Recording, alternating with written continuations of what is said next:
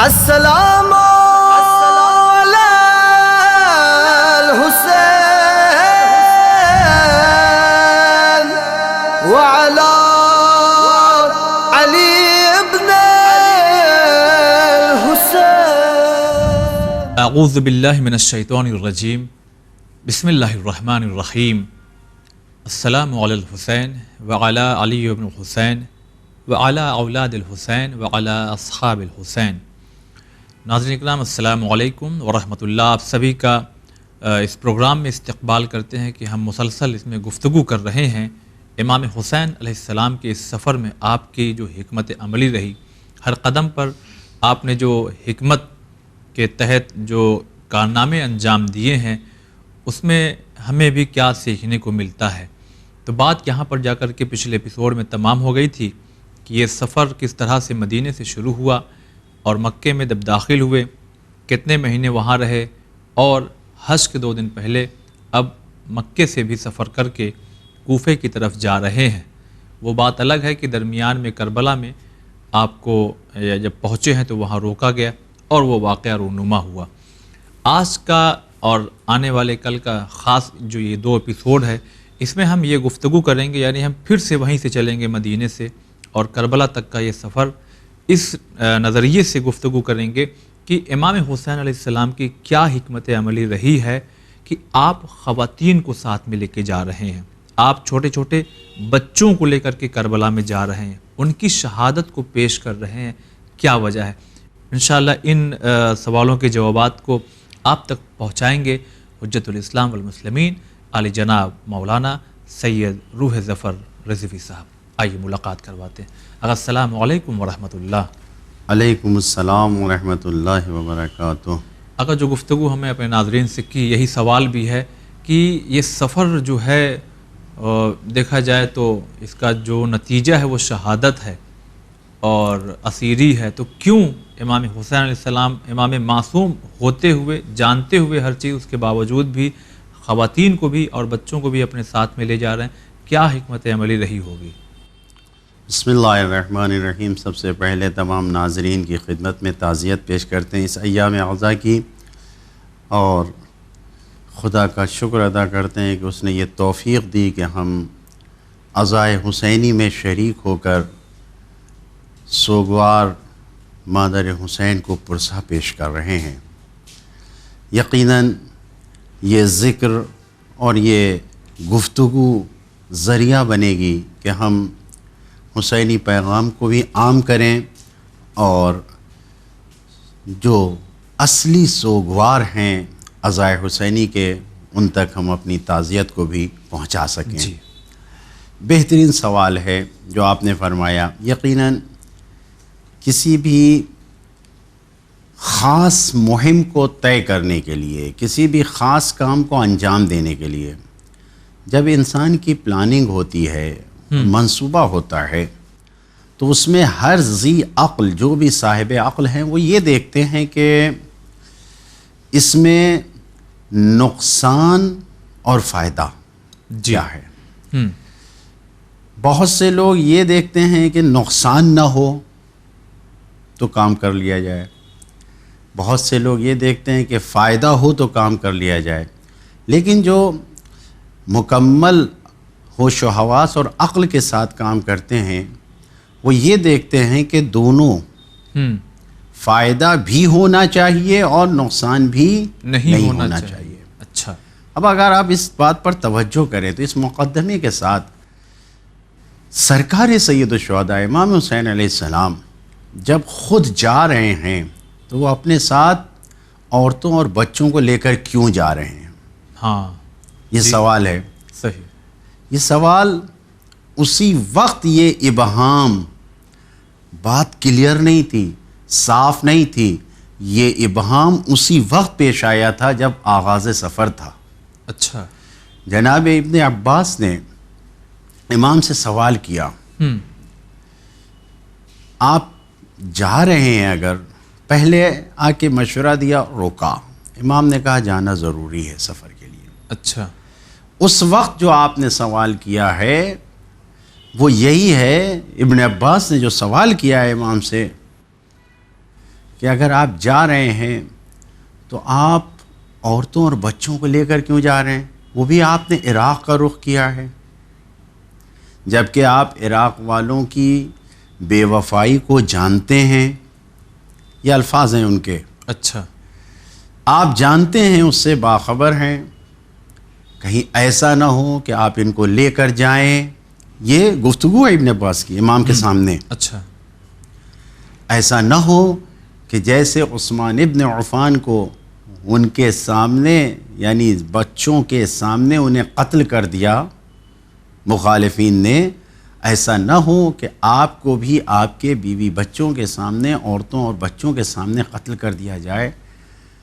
یہ بے وفائی ہو سکتی ہے؟ تو یہ سوال، یہ ابہام لوگوں کے ذہنوں میں تھا کہ کیوں لے کر جا رہے ہیں. جی جی.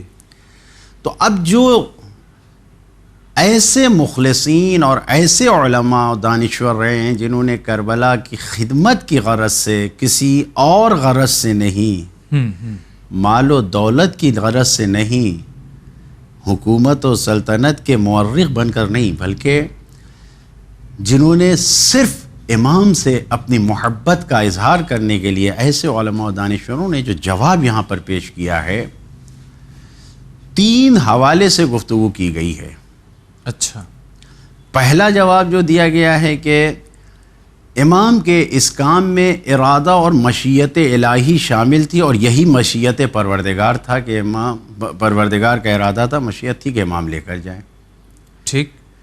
دوسرا جو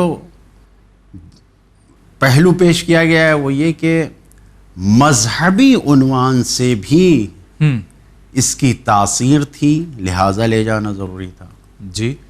اور تیسرے پہلو جو گفتگو ہوئی ہے وہ سیکورٹی اور امنیت، سلامتی کے اعتبار سے بھی لے جانا ضروری تھا. یہ 3 طریقے سے جواب دیا. میں کچھ تھوڑا تفصیل کے ساتھ اس کے، البتہ پروگرام کے وقت کا لحاظ کرتے ہوئے تفصیل بھی مختصر ہی ہوگی، زیادہ طولانی نہیں. ابن عباس نے جب یہ سوال کیا تو ایسے ہی سوال کچھ اور نے بھی امام سے پوچھے. امام نے جو جواب دیا ہے، فرمایا کہ میں نے عالم خواب میں، عالم رویا میں اپنے جد سے ملاقات کی ہے. اور آپ جانتے ہیں کہ معصوم کا خواب حقیقت ہوتا ہے. جیسے ہم اور آپ سامنے بیٹھے ہوئے ہیں ویسے ہی ان کا خواب بھی ہوتا ہے. جو بھی یعنی 1,24,000 نبی ہوں یا 14 معصومین ہوں، ان کے خواب جو ہوتے ہیں معصومین کے، وہ عین حقیقت ہوتے ہیں. اس میں کوئی شک نہیں ہوتی ہے، شک نہیں ہے. یعنی اگر قرآن کہہ رہا ہے کہ جناب ابراہیم نے کہا انی ارا فی المنام، میں نے خواب میں دیکھا ہے، تو دوسری طرف سے نبی یہ کہتے ہیں کہ آپ کر دیجئے، یا ابت افعل ما تؤمر، یعنی جس چیز کا حکم دیا گیا وہ کر دیجئے. یہ خواب نہیں ہے، واقعاً انہیں حکم دیا گیا ہے اور یہ کر رہے ہیں. تو معصومین کا خواب سچا اور حقیقت ہوتا ہے. امام فرما رہے ہیں کہ میں نے جد سے ملاقات کیا اور میرے جد نے مجھ سے جو کہا ہے وہ ارادہ اور مشیت الہی ہے. وہ ارادہ اور مشیت الہی ایسا ہے کہ میرے جد نے مجھ سے یہ کہا ہے کہ ان اللہ شاء ان یراک قتیلا، خداوند عالم تمہیں شہید دیکھنا چاہتا ہے. شہید مشیت ہے، ارادہ خداوندی، مشیت خداوندی یہ ہے کہ تمہیں شہید دیکھنا چاہتا ہے. جی. اور دوسرا جملہ جو فرمایا ہے کیا ہے؟ ان اللہ شاء ان یراہن سبایا، خداوند عالم ان خواتین کو، یہ جو عورتیں ہیں، اعتراض یہی تو تھا، آپ جا رہے ہیں بھائی، امام جانتے تھے کہ شہادت ملے گی، جی یقین تھا بار بار، تو آپ کیوں جا رہے ہیں ان بچوں کو، ان کو لے کے؟ انجام تو آپ جانتے ہیں. میں نے عرض کیا فائدہ اور نقصان دونوں دیکھ رہے ہیں امام، اور پھر قدم آگے بڑھا رہے ہیں. امام جواب دے رہے ہیں کہ میرے جد نے یہ کہا ہے کہ ان اللہ شاء یراہن سبایا، خداوند عالم انہیں اسیر دیکھنا چاہتا ہے. بس یہی بات تو سمجھ میں نہیں آتی. ارادہ اور مشیت، جی تو اب خداوند عالم جب یہ جواب امام نے دیا تو وہ خاموش ہوئے. کیوں؟ اس لیے کہ اللہ کا ارادہ اور مشیت قرآن کی روشنی سے اگر دیکھا جائے تو اللہ کے ارادے اور مشیت کو دو طریقے سے بیان کیا گیا ہے. اچھا. ایک ارادہ تشریعی ہے، ایک ارادہ تکوینی ہے. خداوند عالم کا ارادہ تکوینی قضاء و قدر الہی میں آتا ہے کہ جہاں پر خداوند عالم نے جو فیصلہ کر دیا وہ ہو کے رہے گا. جی. اس میں کوئی تبدیلی نہیں ہوگی. مثلا انسان کی زندگی کے لیے، زندہ رہنے کے لیے سانس لینا ضروری ہے. سسٹم ایسا خداوند عالم نے اس بدن میں پیدا کیا ہے کہ اگر زندہ رہنا ہے تو سانس لینا ہے. جی صحیح. سورج کا نکلنا، ڈوبنا. اچھا. جو خدا نے فیصلہ کر دیا ہے، جب تک یہ نظام باقی ہے، جس مدت تک کے لیے ویسا ہی رہے گا، اس میں کوئی روک نہیں سکتا. یہ نظام تکوینی ہے، یہ تکوینیات ہے، یہ ارادہ تکوینی ہے خداوند عالم کا. دنیا کی کوئی طاقت آ جائے سورج کو نکلنے سے روک سکتی ہے؟ نہیں. تکوینی تو ایسی بہت سی مثالیں ہیں کہ جہاں تکوینی ہے ارادہ پروردگار. لیکن ایک ارادہ تشریعی ہے جہاں پر خداوند عالم چاہتا ہے کہ ہو ایسا. مشیت پروردگار یہ کہ ایسا ہو، لیکن اس کام کے ہونے میں خداوند عالم نے مجبور نہیں کیا ہے، مختار بنایا آپ کو، مختار بنایا ہے. اب سرکار سید الشہداء سے جب یہ کہا گیا تو خدا کی طرف نسبت دے کے کہ مشیت پروردگار، ارادہ پروردگار یہ ہے کہ انہیں عصیدہ، تو یہاں پر یہ نہیں ہے. امام حسین علیہ السلام بیان کرنا چاہ رہے ہیں کہ میں مجبور نہیں ہوں. اچھا. میرے ہاتھ بندھے ہوئے نہیں ہیں، میرے اوپر کوئی پریشر نہیں ہے. نہیں، میں مشیت پروردگار کو دیکھ رہا ہوں کہ خداوند عالم اس کام کو پسند کرتا ہے. یعنی ارادہ تشریعی میں خداوند عالم جس چیز کو پسند کرتا ہے اس کو انجام دینا، کہ جو انسان خدا کی پسند کے مطابق انجام دے اس کو کرنا. تو یہاں پر ارادہ تشریعی ہے کہ امام علیہ السلام اپنے بچوں کو، اپنی خواتین کو ساتھ لے کر جائیں. یہ مقصد ہے، یہ ارادہ تشریعی ہے کہ اب یعنی مشیت پروردگار، ارادہ پروردگار یہ ہے کہ امام حسین علیہ السلام عورتوں اور بچوں کو لے کر اپنے ساتھ جائیں. اب اس مشیت پروردگار کے اوپر کوئی اعتراض نہیں کر سکتا، کوئی سوال نہیں پیش کر سکتا یہاں پر کہ جب مشیت پروردگار یہ ہے، حکم خدا نہیں ہے، مشیت خدا ہے. اور امام بہتر سمجھتا ہے کہ خدا کی چاہت کے مطابق عمل کرے. جی. لے کر جانا چاہتے ہیں. اب دوسرے اعتبار سے جواب دیا گیا کہ مذہبی اعتبار سے اگر اس کو دیکھا جائے تو مذہبی اعتبار سے بھی جو کیفیت ہے خواتین کی اور بچوں کی اس پورے سفر میں، اور اس کی جو تاثیر ہے، اگر یہ ساتھ نہ ہوں تو وہ سب کچھ پیچھے رہ جائے گا، وہ کچھ عالم وقوع نہیں آئے گا. جو ان عورتوں نے جو کام کیا ہے، جس جذبے کے ساتھ اپنی خدمت کو پیش کیا ہے کہ آپ دیکھیے جس وقت پورے وجود کے ساتھ ابن زیاد نے جناب زینب پہ حملہ کرتے ہوئے، اٹیک کرتے ہوئے پوچھا کیف وجدت صنع اللہ فیک، اپنے بارے میں تم نے جو خدا نے جو کیا اس کو تم کیسا پاتی ہو؟ تو جناب زینب یعنی پورے واقعہ کربلا کو خدا کی طرف جوڑ دیا.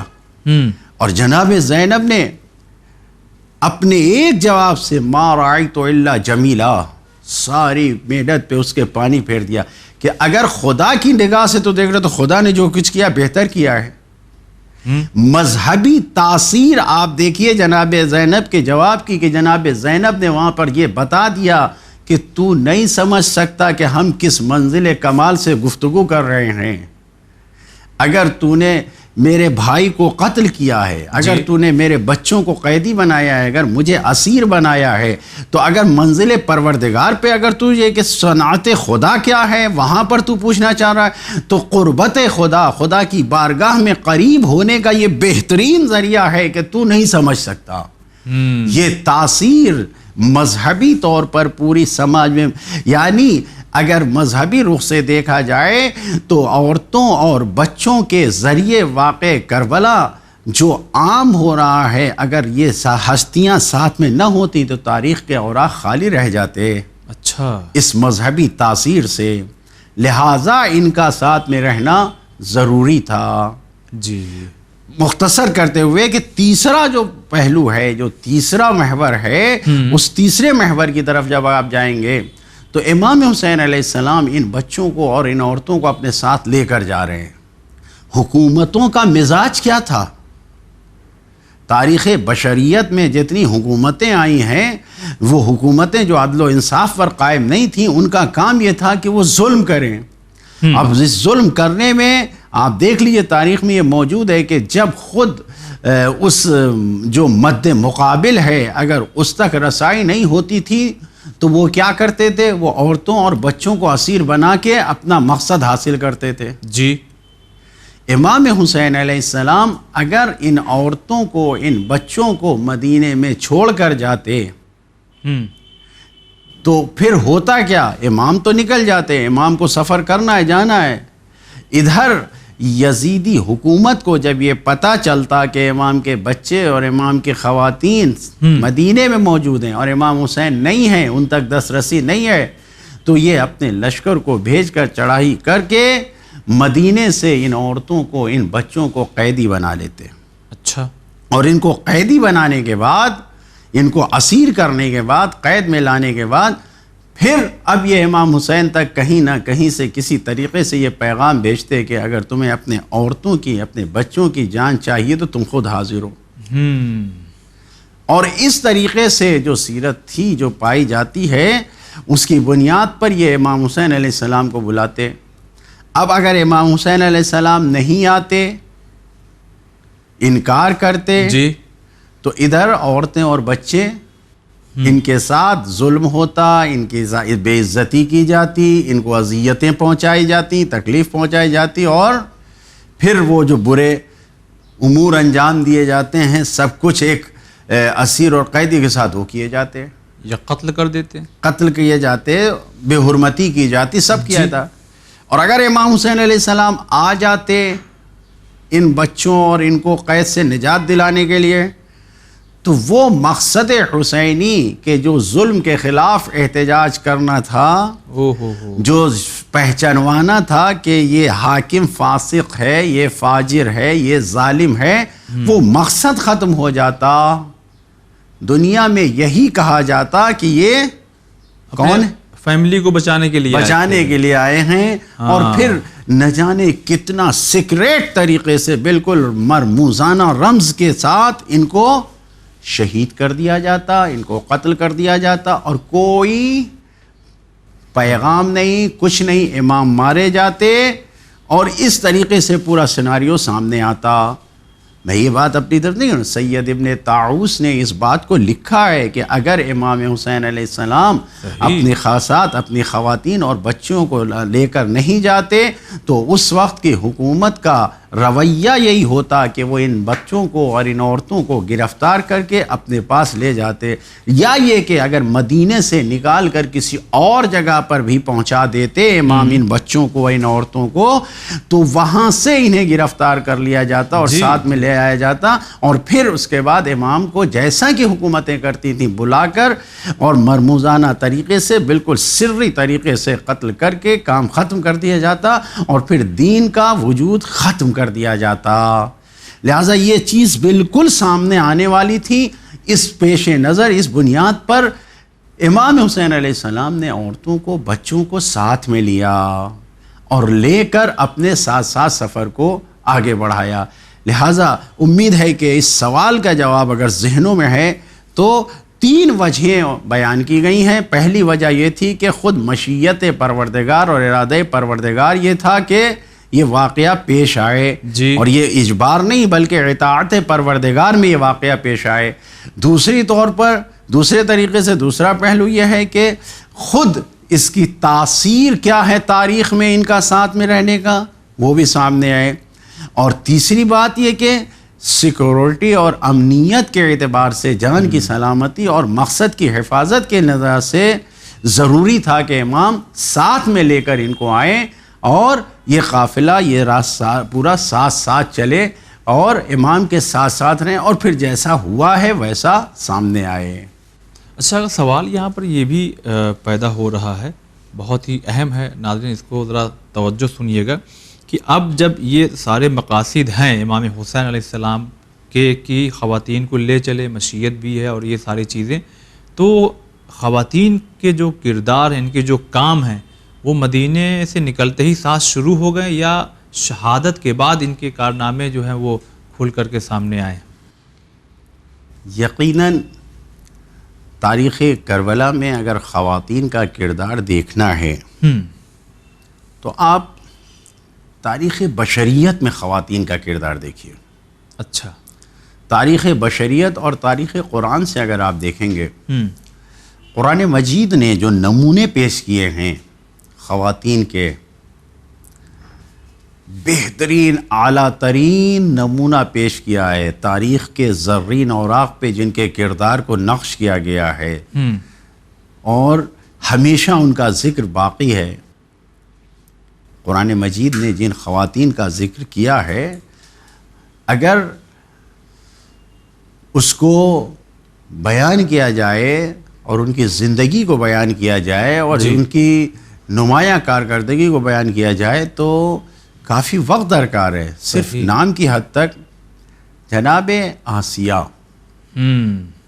قرآن بیان کر رہا ہے، امرأۃ فرعون، یعنی فرعون کی بیوی کی مثال اہل ایمان کے لیے بعنوان نمونہ اور آئیڈیل بیان کی گئی ہو۔ اچھا، جناب مریم،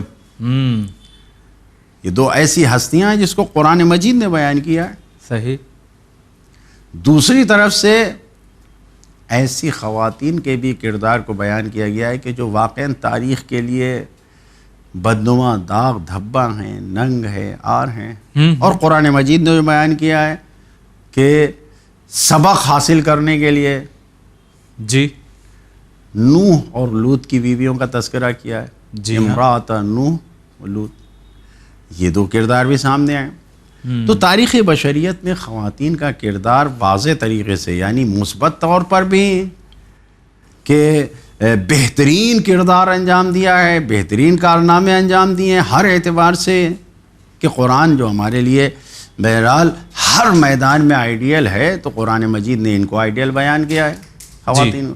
اور دوسری طرف سے جو بدنامی اور خراب کاری اور تخریب کا میدان ہے، جہاں بربادی کا میدان ہے، وہاں بھی بیان کیا ہے۔ اب اگر اس لحاظ سے اگر دیکھا جائے تو کربلا کے حوالے سے اگر خواتین کا کردار ہمیں دیکھنا ہے تو خواتین کے کردار میں کربلا میں جو عورتوں کے نقش اور کردار اور رول کو ہمیں بیان کرنا ہے، ایک مرحلے میں نہیں بیان ہوگا۔ کربلا سے پہلے کون سی خواتین ہیں جو کربلا کے لیے کام کیا ہے انہوں نے؟ اچھا، کربلا میں کون سی خواتین ہیں جنہوں نے حاضری رہ کر اپنی ذمہ داریوں کو پورا کیا ہے؟ دوران اسیری کن لوگوں نے، کون سی خواتین ہیں جنہوں نے اپنی ذمہ داریوں کو پورا کیا ہے؟ صحیح۔ اسیری کے بعد کن لوگوں نے کربلا کے لیے کام کیا ہے؟ لیکن یہ بات تو بالکل نئی سی لگ رہی ہے کہ کربلا یعنی سفر سے پہلے ہی وہ کون سی خواتین ہیں جو کربلا کی تیاری کر رہی ہیں؟ کربلا کی تیاری میں جن خواتین نے واقع کربلا کے واقع ہونے سے پہلے جن خواتین کا نام لکھا گیا ہے، جن کو بیان کیا گیا ہے کہ امام حسین علیہ السلام ابھی نکلے نہیں ہیں، اور وہ اپنے زمانے کے امام کے عشق میں اور ان کے ذریعے جو کام کرنے کے لیے جن خواتین کا نام لیا گیا ہے، کہ جنہوں نے اگر خاندان اہل بیت میں دیکھا جائے تو جو خواتین ہیں ان کا نام لایا جائے تو شاید واضح ہے، جناب لیلہ جیسی خاتون ہیں کہ جنہوں نے علی اکبر کی تربیت کیا ہے، جناب ام البنین جیسی خاتون ہیں کہ جنہوں نے کربلا کے لیے تربیت کیا ہے۔ صحیح۔ کربلا سے پہلے ان خواتین، اور یہی نہیں، یہ تو وہ ہیں کہ جنہوں نے بہت پہلے سے کام شروع کیا ہے، لیکن واقعہ کربلا سے پہلے خاندان عصمت و طہارت سے ہٹ کے اس خاندان سے جڑنے والی وہ خواتین جنہوں نے اپنی خدمت کو پیش کیا ہے، ان خواتین کو اگر آپ دیکھیں تاریخ نے ان کے نام کو درج کیا ہے. اچھا. میں سب سے پہلے بیان کرنا چاہتا ہوں کہ واقع کربلا سے پہلے جن خواتین نے اپنی خدمات کو پیش کیا ہے ان میں ایک خاتون کا نام ہے کہ جو پورے وجود کے ساتھ اپنے وجود کو پیش کیا ہے، ماریہ بنت سعد. یہ وہ خاتون ہے. دیکھیے جب کوئی بھی تحریک اور کوئی پروگرام چلایا جاتا ہے جس کو پوری کائنات میں یعنی سب تک پہنچایا جاتا ہے تو اس کے لیے یہ دیکھا جاتا ہے کہاں پر کیا کام لیا جا سکتا ہے، کہاں پر سینٹر بنایا جائے، کہاں پر مرکز بنایا جائے. جی. ماریہ بنت سعد یہ بصرے کی ایک ایسی خاتون تھیں کہ جنہوں نے اپنے گھر کو خاندان اہل بیت کی خدمت کے لیے وقف کر دیا تھا. اچھا. یہ وہ گھر تھا جہاں پر ثقافتی جلسے جلوس ہوا کرتے تھے. کربلا سے پہلے امام اہل بیت کے چاہنے والوں کے لیے یعنی زمانے کے امام سے چاہنے والے اور عشق رکھنے والے، محبت کرنے والے ماریہ بنت سعد کے گھر میں آ کے جمع ہوتی تھیں، جمع ہوتے تھے اور پھر پلاننگ ہوتی تھی کیسے زمانے کے امام کی مدد کی جائے. اچھا. چنانچہ میں صرف مختصر کرتے ہوئے اتنا بتانا چاہتا ہوں کہ اس ثقافت کو زندہ کرنے کے لیے کہ جو لوگ بصرہ میں ساتھ میں تھے، بصرہ میں اس گھر سے آنا جانا تھا، جو جڑے ہوئے تھے، ایسی تربیت اس گھر سے ہوئی ہے، ماریہ بنت سعد کے گھر سے ہوئی ہے کہ کربلا کے میدان میں جو بصرے کے لوگ تھے وہ سب اس گھر سے جڑے ہوئے تھے، اس گھر کی تعلیمات سے جڑے ہوئے تھے. اچھا. جو شہید ہوئے ہیں بصرے سے، بصرے کے جو شہداء کربلا کے میدان میں ہیں وہ اس گھر سے آنا جانا تھا. اچھا. اہل بیت کے چاہنے والے جو اس گھر میں آتے جاتے تھے وہی بصرہ میں آئے تھے. اور یعنی ماریہ بنت سعد کی یہ خدمت ہے کہ انہوں نے اپنے گھر کے ذریعے، اپنی خدمت کے ذریعے لوگوں کو اس راستے کے لیے تیار کیا تھا. یہ کربلا سے پہلے یہ ڈائریکٹ کربلا میں حاضر نہیں تھی، انڈائریکٹ کربلا کے لیے انہوں نے کام کیا ہے. صحیح. طوع، جناب مسلم کو پناہ دینے والی وہ خاتون محب اہل بیت طوع کربلا کے میدان میں نہیں تھی لیکن کربلا کے لیے خدمت پیش کیا ہے. جی. دیباچہ کربلا، مقدمہ کربلا، جناب مسلم کی حفاظت اور جناب مسلم کے لیے جب کوئی پشت و پناہ و یاور نہیں تھا تو اس وقت بی بی طوع نے اپنی خدمت کو پیش کیا ہے. صحیح. یہ عظیم خدمت ہے یہ بیوی کی، جس طریقے سے انہوں نے کام کیا ہے. میں اس سوال کو یہیں پر سمیٹتے ہوئے جناب زہیر قین بجلی کی زوجہ محترمہ جناب دلہم، صحیح. یہ وہ خاتون ہیں کہ جنہوں نے جناب زہیر کو تیار کیا ہے امام کے ساتھ سفر میں جانے کے لیے، اور یہ شہادت کا درجہ ملا انہیں ایک خاتون کے ذریعے. جی. تو یہ ہستیاں ہیں کہ صحیح. جنہوں نے کربلا کے میدان میں اپنے وجود سے خدمت نہیں کی ہے، کربلا کے باہر رہتے ہوئے کربلا کے لیے اپنی خدمات کو پیش کیا ہے. اگر بہت شکریہ ادا کرتے ہیں. یہ جو اینگل آپ نے پیش کیا کہ کربلا سے پہلے وہ کون سی خواتین، واقعی ہمارے ذہن میں نہیں تھا. اور ناظرین یہ دیکھیے کہ کس طرح سے کربلا کی تیاری کے سلسلے سے خواتین نے کربلا سے پہلے جو اپنا کارنامہ پیش کیا ہے وہ آپ نے کچھ مختصر ہی سنا ہے چونکہ وقت تمام ہو گیا. اپنے پروگرام کو ہم روک رہے ہیں. اب کربلا سفر میں جو ساتھ میں خواتین ہیں، اس سفر میں جو کارنامے انجام دیے گئے ہیں انشاءاللہ اگلے ایپیسوڈ میں وہ آپ کی خدمت میں ہم آگاہ کے ذریعے پہنچوائیں گے. تو آج کے لیے بس اتنا ہی. والسلام علیکم ورحمۃ اللہ.